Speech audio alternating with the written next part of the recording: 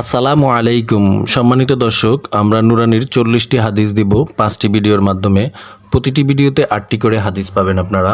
যে হাদিসগুলো নুরানিতে কোমলমতি শিশুদেরকে শিক্ষা দেওয়া, এটা শুধু শিশুদের জন্যই নয়, আমাদের প্রত্যেকেরই জানা উচিত।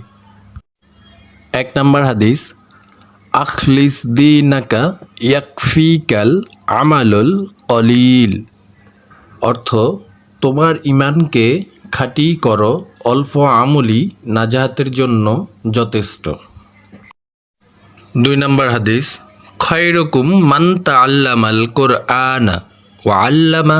তোমাদের মধ্যে সর্ব উত্তম ওই ব্যক্তি যে কোরআন মাজিদ শিক্ষা করে এবং শিক্ষা দেয়। 3 নম্বর হাদিস, তলাবুল ইলমি ফরিদতুন আলা কুল্লি মুসলিম। দ্বীনি আলেম তলব করা প্রত্যেক মুসলমানের উপর ফরজ, প্রত্যেক মুসলমানের উপরই ফরজ। আত্তুহুরু শত্রুল ঈমান। আত্তুহুরু শত্রুল ঈমান, পবিত্রতা ঈমানের অঙ্গ। মিফতাহুল জান্নাতিস সালাহ, নামাজ বেহেশতের চাবি। ছোট্ট ছোট্ট হাদিস, এই হাদিসগুলো প্রত্যেকেই মুখস্থ করা উচিত এবং জানা উচিত, মানা উচিত। আউয়ালু মা ইউহাসাবু বিহিল আবদু ইয়াউমাল কিয়ামাতিস সালাহ। আউয়ালু মা ইউহাসাবু বিহিল আবদু ইয়াউমাল কিয়ামাতিস সালাহ। কিয়ামতের দিন সর্বপ্রথম নামাজেরই হিসাব হইবে। ফাদলুল আলিমি আলাল আবিদি কাফাদলি আলা আদনাকুম।